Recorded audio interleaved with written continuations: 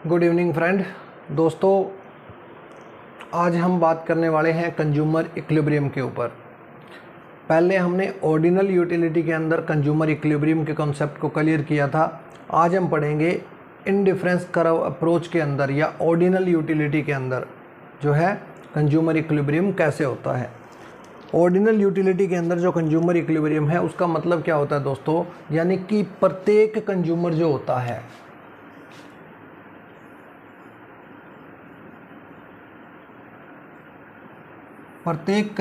होता है वो इस तरह से एक्सपेंड करता है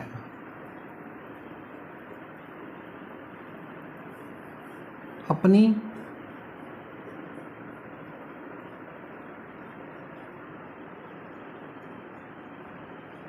मनी इनकम को। अपनी जो फिक्स मनी इनकम होती है उसको एक कंज्यूमर टू कॉम्बिनेशन के ऊपर, एक कॉम्बिनेशन होता है जिसके अंदर दो गुड्स होती है, यानी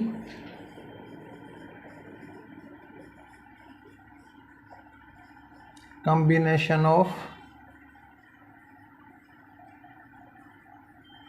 टू गुड्स, इसको हम बोलते हैं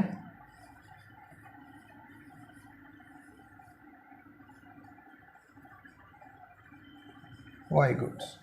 एक्स और वाई गुड्स दो गुड्स हैं, दो गुड्स का एक कॉम्बिनेशन है। उस कॉम्बिनेशन के ऊपर एक जो कंज्यूमर होता है दोस्तों, ये कंज्यूमर इस तरह से एक्सपेंड करता है जिससे उसको मिलने वाली सेटिस्फैक्शन मैक्सिमम हो। क्या हो?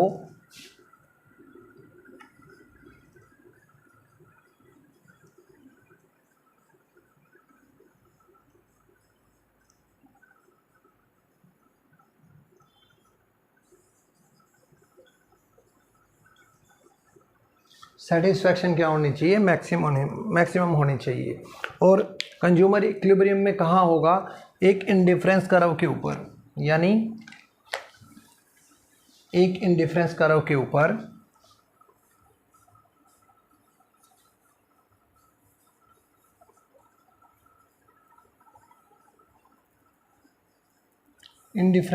ऊपर यानी मान लो यहाँ हम बढ़ा देते हैं एक इंडिफरेंस कर्व।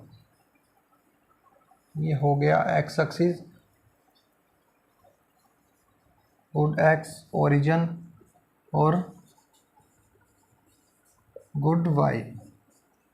ठीक है, ये एक इंडिफरेंस कर्व हो गया दोस्तों। इस इंडिफरेंस कर्व के ऊपर हम पॉइंट मान लेते हैं, 3 पॉइंट है, ए बी और सी, ये 3 पॉइंट है। यानी कि यहाँ पर हम बात करें तो 2 4 है, यहाँ पर 3 2 है, यहाँ पर 5 1 है। इस तरह के मान लो कॉम्बिनेशन है। इंडिफरेंस कर्व क्या बोलता है कि उसके ऊपर जितने भी कॉम्बिनेशन बनते हैं उससे क्या मिलती है? Same satisfaction.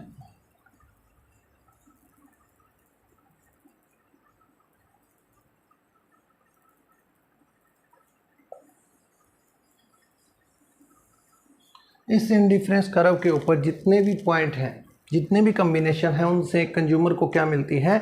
सेम सेटिस्फैक्शन मिलती है। यानी कि आज हम बात कर रहे हैं इंडिफरेंस कर्व अप्रोच के अंदर इक्विलिब्रियम की। यानी कि इंडिफरेंस कर्व के अंदर एक उपभोक्ता इक्विलिब्रियम में तब होता है जब वो एक ऐसे संयोग को, यानी जब वो खर्च करता है तो ऐसे संयोग, ऐसे कॉम्बिनेशन, ऐसे बंडल के ऊपर खर्च करता है जिससे उसको मिलने वाली सेटिस्फैक्शन मैक्सिमम होती है। और दोस्तों, दूसरी बात क्या होती है कि वो उस सेटिस्फैक्शन में कोई भी चेंज नहीं करना चाहता। यानी कि मान लो एक कंज्यूमर इस पॉइंट के ऊपर जो है वो इक्विलिब्रियम के अंदर है, ठीक है, इस पॉइंट के ऊपर इक्विलिब्रियम के अंदर है, तो इसमें वो क्या है? कोई भी चेंज नहीं करना चाहता। ठीक है, कोई भी चेंज नहीं करना चाहता। यहाँ पर क्या है दोस्तों, हम एक बजट लाइन की हेल्प से ये शो करेंगे, यानी बजट के अंदर होना चाहिए। फिक्स इनकम की मैंने बात की ना, कि एक इंडिफरेंस कर्व के ऊपर मान लो एक ये बजट लाइन है और इसको टेंजेंट करती हुई एक इंडिफरेंस कर्व जा रहा है कोई ओ वाई। तो ये जो पॉइंट है मान लो इसके ऊपर कंज्यूमर जो है वो इक्विलिब्रियम के अंदर है। ये कंडीशन होती है, कंडीशन के बारे में बात करेंगे हम अभी। तो पहले जनरल इतना समझ लीजिए आप कि एक उपभोक्ता इंडिफरेंस कर्व अप्रोच के अंदर इक्विलिब्रियम में कहाँ होगा, यानी कि वो ऐसे कम्बिनेशन के ऊपर खर्च करेगा जिससे उसे मैक्सिमम सेटिस्फैक्शन मिलेगी और वो उस सेटिस्फैक्शन लेवल से दूर नहीं हटना चाहेगा, उसमें कोई भी चेंज वो नहीं चाहेगा। उसको क्या बोलेंगे दोस्तों? उसको बोलेंगे कंज्यूमर इक्विलिब्रियम। इसी के साथ आगे बात करते हैं एक डेफिनेशन की। डेफिनेशन किसने दी है? कोत्स्वानी ने। कोत्स्वानी ने एक डेफिनेशन दी है। उस डेफिनेशन में क्या कहा है उन्होंने?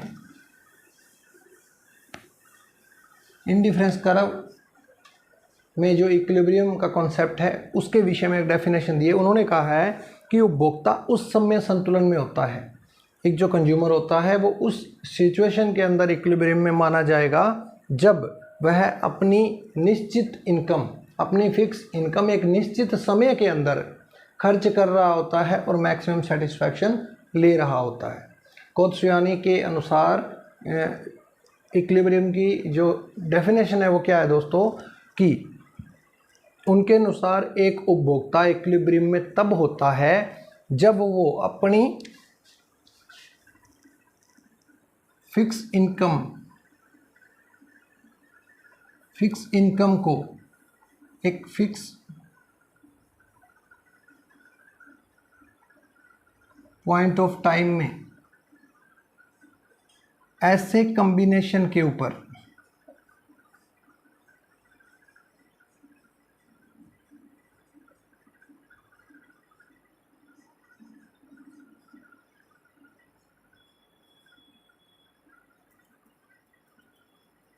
स्पेंड करता है जिससे उसे मैक्सिमम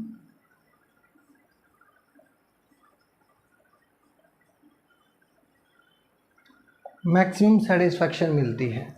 यानी कि फिक्स इनकम होनी चाहिए, fix time point of time होना चाहिए, उसके अंदर एक ऐसा कम्बिनेशन को वो चूज करेगा, जो कंज्यूमर होता है वो चूज करेगा ऐसे कम्बिनेशन को जिससे उसे मैक्सिमम सेटिस्फैक्शन मिलती है अपना पैसा खर्च करके।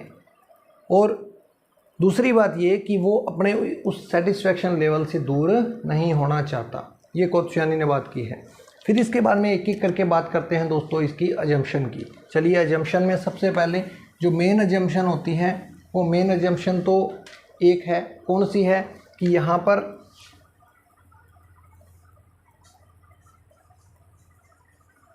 इनकम ऑफ द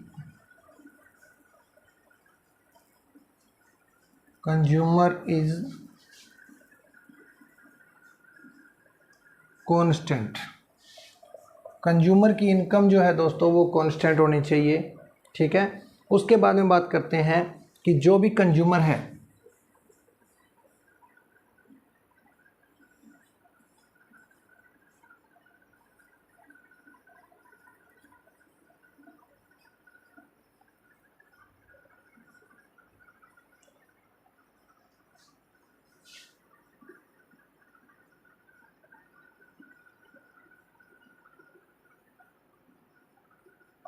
यानी कि जो कंज्यूमर है उसको मार्केट की पूरी जानकारी होती है, पूरा ज्ञान उसको होता है। उसके बाद में बात करते हैं दोस्तों कि जो कंज्यूमर होता है, कोई भी उपभोक्ता है, वो अपनी इनकम को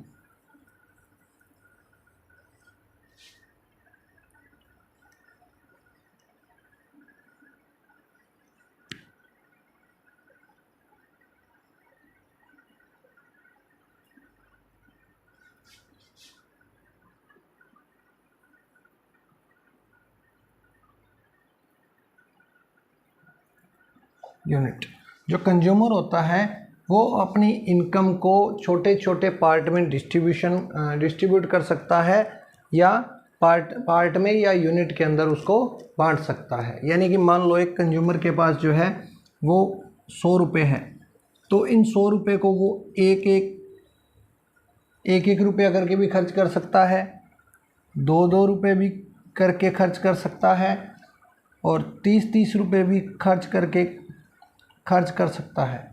यानी इसके पार्ट बना सकता है अपनी इनकम के। वो कम्बिनेशन, जो भी कम्बिनेशन होते हैं इंडिफरेंस कर्व के ऊपर, उनको अचीव करने के लिए वो अपनी इनकम को छोटे छोटे पार्ट में या छोटी छोटी यूनिट के अंदर डिवाइड कर सकता है। उसके बाद में बात करते हैं दोस्तों, जो कंज्यूमर है वो क्या है, रैशनल है।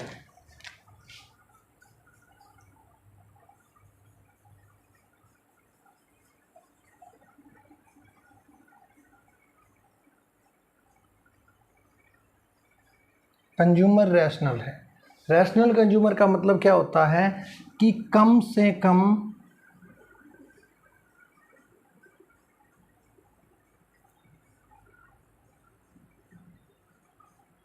खर्च करके मैक्सिमम सेटिस्फैक्शन और बेनिफिट जो इंसान ले सकता है उसको क्या बोलते हैं, रैशनल कंज्यूमर बोलते हैं। यानी कि कम से कम स्पेंड करके ज़्यादा से ज़्यादा बेनिफिट ले ले या फिर ज़्यादा से ज़्यादा सेटिस्फैक्शन ले ले। इसके बाद में बात करते हैं दोस्तों, जो कंज्यूमर होता है उसको इंडिफरेंस मैप की पूरी जानकारी होती है। किसकी जानकारी होती है,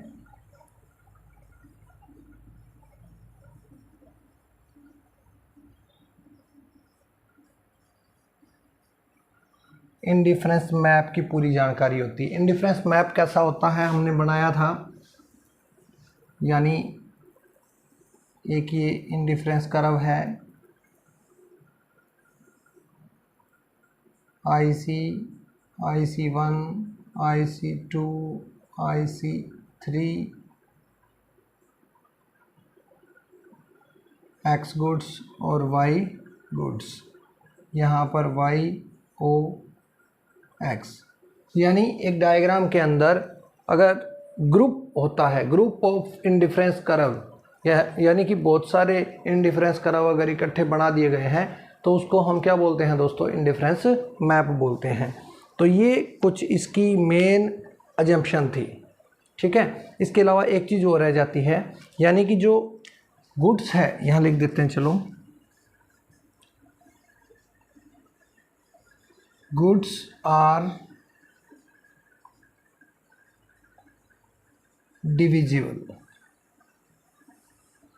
जो गुड्स है उसको भी हम बांट सकते हैं, ओके, वो भी विभाज्य होती है, उनको विभाजित कर सकते हैं।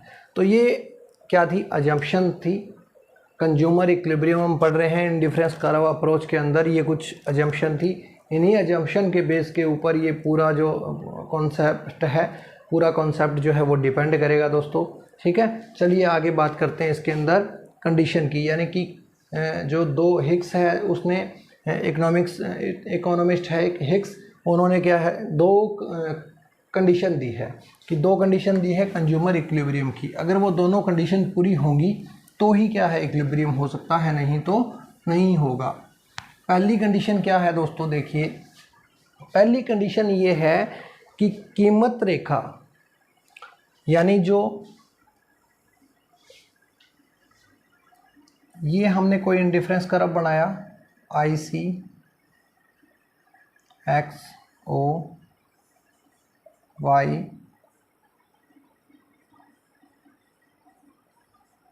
गुड्स,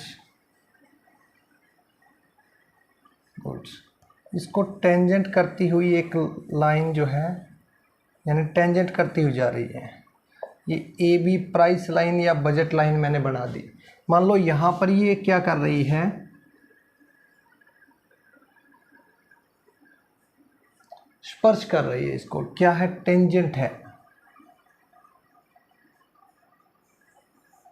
टेंजेंट है ये, ठीक है, क्या है, टेंजेंट है इसके। पहली कंडीशन तो ये पूरी होनी चाहिए, यानी कि इंडिफरेंस कर्व और जो बजट लाइन है वो एक दूसरे को टच करती हुई जानी चाहिए, ठीक है ना। जिस पॉइंट पर वो टच करेगी वही इक्विलिब्रियम पॉइंट होगा। एक कंडीशन तो ये है। दूसरी कंडीशन ये है कि जो इंडिफरेंस कर्व है वो कैसा होना चाहिए,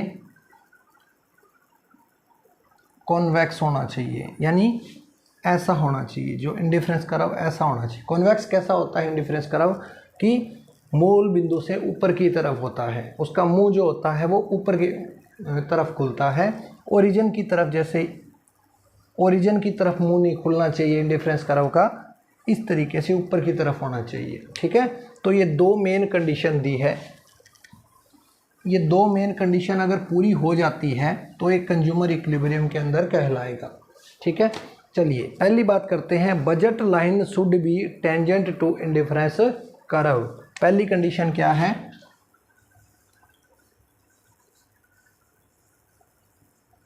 budget line can be budget line should be tangent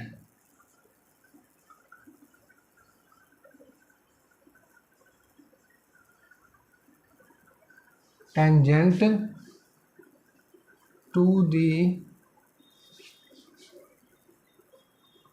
indifference curve. ये पहली हमारी कंडीशन है। इस कंडीशन को पूरा कैसे करेंगे? चलिए एक डायग्राम बनाते हैं, उस डायग्राम से समझते हैं कि ये जो कंडीशन है ये पूरी कब होती है। चलिए बात करते हैं डायग्राम की।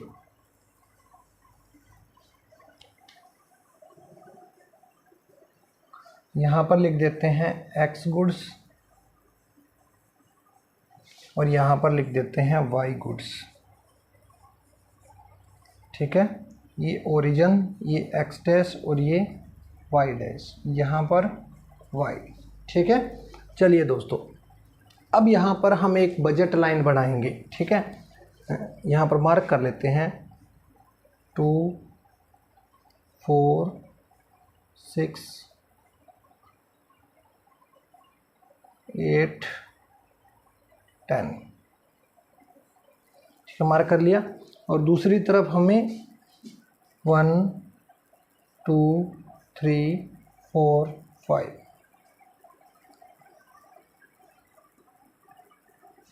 ठीक है, ये हमने मार्क कर लिया। अब क्या बनानी है दोस्तों? हमारे को एक बजट लाइन बनानी है, यानी कि इन दोनों पॉइंट को आपस में मिला लेते हैं, या 5 को या 10 को मिला लो, या 8 या 4 को मिला लो, किसी को भी मिला लो। हमें एक जो है वो बजट लाइन बनानी है।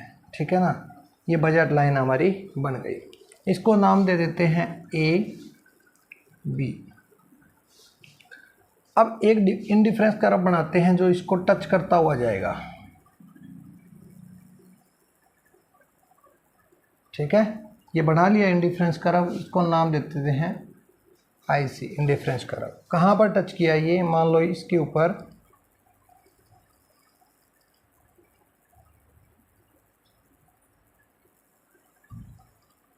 यहाँ पर ये टच कर दिया। ठीक है, इसको मान लेते हैं ई पॉइंट।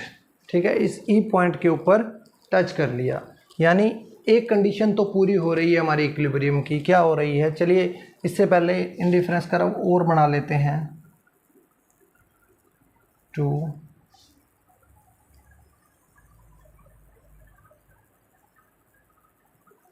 ठीक है, ये 3 इंडिफरेंस कर्व है हमारे पास। इन 3 इंडिफरेंस कर्व के ऊपर हम जो है पॉइंट बना लेते हैं कुछ। क्या पॉइंट बनाएंगे? यहाँ पर बी पॉइंट बना लेते हैं, यहाँ पर सी पॉइंट बना लेते हैं। अब दोस्तों हमने जो अब तक ऑर्डिनल यूटिलिटी के अंदर पढ़ा, यानी इंडिफरेंस कर्व के बारे में जितना हमने पढ़ा, वो दिमाग घुमाइए और उन चीज़ों की तरफ चलिए। कहाँ? प्रॉपर्टी की तरफ। प्रॉपर्टी में हमने ये पढ़ा था, एक ऊंचा इंडिफरेंस कर्व ऊंची सेटिस्फैक्शन को शो करता है। यानी अगर इस इंडिफरेंस कर्व के ऊपर कोई पॉइंट होता, मान लो यहाँ होता, यहाँ होता, कहीं भी होता, तो इन दोनों इंडिफरेंस कर्व से ज़्यादा सेटिस्फैक्शन कहाँ मिलती? इस कर्व के ऊपर मिलती। अब इस कर्व को आप भूल जाइए। क्यों भूल जाइए सर? इसलिए भूल जाइए बच्चों कि ये हमारे बजट से बाहर है। कहाँ है? ये हमारे बजट से बाहर है। बजट हमारा क्या है? इससे नीचे है, ए बी बजट लाइन है ना। इस बजट के नीचे जितने भी कम्बिनेशन है वो हम खरीद सकते हैं। इस बजट लाइन के ऊपर जितने कम्बिनेशन होंगे वो हमारे बजट में नहीं है। मान लो हमारे पास पैसे कम पड़ जाते हैं उनको, यानी यहाँ एक पॉइंट है, उसको भी हम नहीं खरीद सकते क्योंकि ये भी हमारे बजट से बाहर है। ठीक है ना। हाँ, हम इस बजट लाइन के ऊपर इस ए कम्बिनेशन को भी खरीद सकते हैं, बी को भी, ई को भी, सी को भी, ठीक है ना, इनको हम खरीद सकते हैं। इस डी मान लेते हैं, इसको बी हमने यहाँ मान लिया था, A D E C B, इन इतने पॉइंट के ऊपर हम जो है इनको चूज़ कर सकते हैं, इक्विलिब्रियम प्राप्त कर सकते हैं, लेकिन कंडीशन पूरी होनी चाहिए दोनों। देखिए, अगर मैं इस डी पॉइंट को चूज करता हूँ, इस डी पॉइंट को अगर मैं चूज करता हूँ दोस्तों, तो क्या है मेरे पास, अगर इसको नीचे लेके आएँ तो x की तो मान लो 1 यूनिट ही मेरे को मिल रही है और y की मुझे मान लो 7 यूनिट मिल रही है, ठीक है ना। इसलिए x की मुझे यूनिट बहुत कम मिल रही है, इसलिए मैं यहाँ एडजस्ट नहीं हो पाऊँगा, मैं अपने कम्बिनेशन को और कहीं सेट करूँगा, ठीक है। चलिए अब बात करते हैं इसकी। यहाँ पर मुझे क्या है, x की 4 यूनिट मिल रही है और y की भी 2 यूनिट मिल रही है, इसलिए ये ऑप्शन मेरे लिए बेस्ट है। और यहाँ पर इक्विलिब्रियम इसलिए भी है कि यहाँ पर टेंजेंट है, इंडिफरेंस कर्व के टेंजेंट है बजट लाइन। तो कंडीशन थी हिग्स की कौन सी, कि बजट लाइन जो है वो टेंजेंट होनी चाहिए किसके, इंडिफरेंस कर्व के, स्पर्श करनी चाहिए किसी भी बिंदु पर, जिस बिंदु पर स्पर्श करेगी वहीं इक्विलिब्रियम होगा। और दूसरी कंडीशन क्या है दोस्तों, दूसरी कंडीशन थी कि ये कॉन्वेक्स होना चाहिए, ऊपर की तरफ इसका मुंह होना चाहिए, तो ऊपर की तरफ है, इसलिए इक्विलिब्रियम कहाँ होगा, इस पॉइंट के ऊपर होगा। ए पॉइंट और बी पॉइंट दो हमारे पास हैं, इन दोनों के ऊपर जो है इक्विलिब्रियम नहीं होता। क्यों नहीं होता, क्योंकि अगर इसको हम चूज करें तो हमें केवल वाई गुड्स ही मिलेगी कंज्यूम करने के लिए, एक्स गुड्स बिल्कुल भी नहीं मिलेगी, जीरो मिलेगी। इसी तरह अगर इस पॉइंट को हम चूज करते हैं, इस कॉम्बिनेशन को चूज करते हैं, तो यहाँ पर हमारे पास x की 4 यूनिट है और y की 0 यूनिट है, y को हम कंज्यूम नहीं कर पाते, इसलिए हमारे लिए बेस्ट ऑप्शन कौन सा है, ये ई वाला है। यहाँ पर दोनों इक्विलिब्रियम की कंडीशन पूरी हो रही है, ठीक है, यानी कॉन्वेक्स भी है और जो है टेंजेंट भी है, ठीक है। तो ये होता है दोस्तों इंडिफरेंस कर्व अप्रोच के अंदर एक कंज्यूमर का इक्विलिब्रियम, ठीक है। चलिए दोस्तों, आज की वीडियो में इतना ही। अगर कॉन्सेप्ट आपको समझ में आया है तो वीडियो को लाइक करें, चैनल को सब्सक्राइब करें, ज़्यादा से ज़्यादा कमेंट कीजिए दोस्तों, ठीक है, और अपने फ्रेंड सर्कल में भी वीडियो को फैलाइए, ठीक है।